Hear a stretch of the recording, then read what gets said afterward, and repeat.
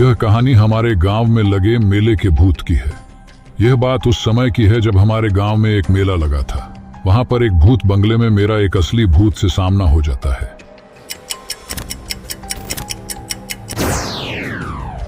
यह बात उस समय की है जब हमारे गांव में एक मेला लगा था। मेरा गांव पहाड़ों के बीच में बसा हुआ था, तो बहुत ही कम ऐसे मौके होते थे कि हमारे गांव में इस तरह के कोई उत्सव हो। मेरा नाम सोमनाथ है। मेरी उम्र 32 साल है और जिस समय की यह कहानी है उस समय में मैं केवल 12 साल का था। मैं एक ऐसे गांव में रहता था जहां पर खूब सारे पहाड़ थे।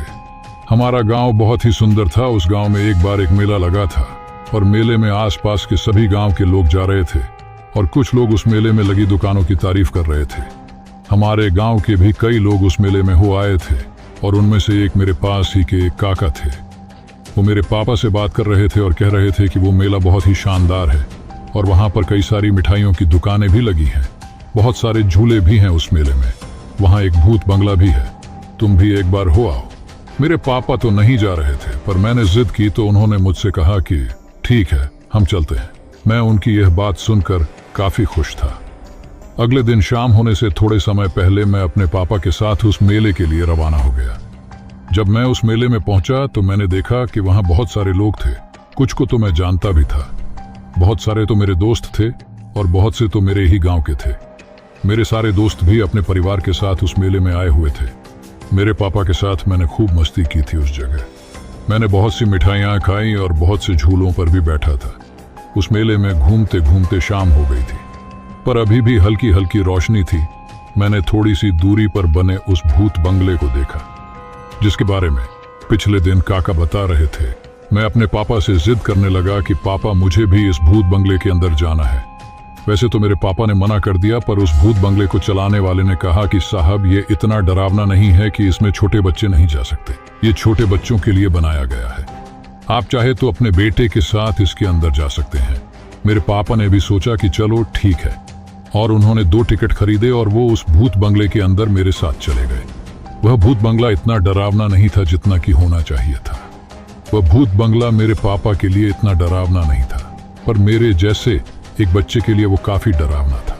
मैं जब अंदर गया था तो मैंने देखा कि वहां बहुत सारे ऐसे सामान रखे थे जिन्हें देखकर बच्चे काफी डरते हैं, जैसे कि कंकाल, खून से भरा हुआ फव्वारा, मकड़ी के जाले, डरवाने जानवर आदि। मुझे सबसे ज्यादा डर तो उस भूत बंगले में से जो आवाज आ रही थी उससे लग रहा था। वो आवाज काफी भयानक थी और वो आवाज मुझे आज भी याद है। मैं बस आपको बता नहीं सकता कि वो आवाज कैसी थी। थोड़ी देर बाद हम उस भूत बंगले के आखिरी छोर पर आ चुके थे। तभी मुझे अपने पीछे से एक ऐसी आवाज आई जो तब आती है जब कोई बड़ी सी बॉल जमीन से टकराती हो।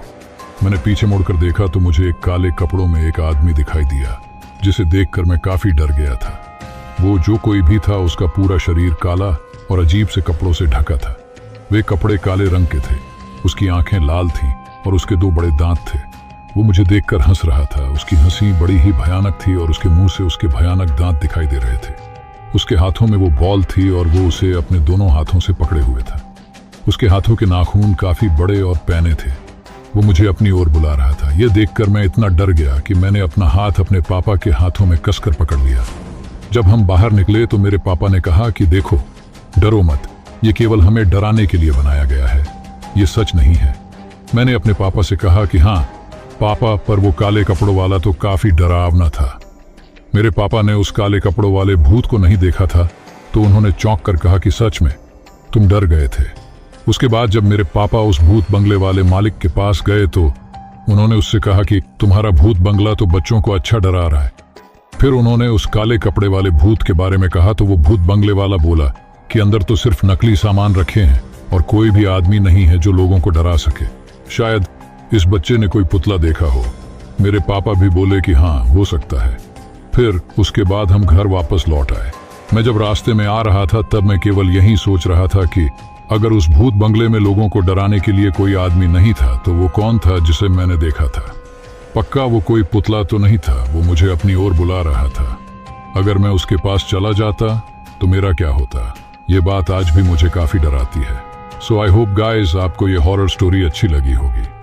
तो मिलते हैं आपसे नेक्स्ट हॉरर स्टोरी में। जब तक के लिए tata, bye bye and thanks for watching. धन्यवाद।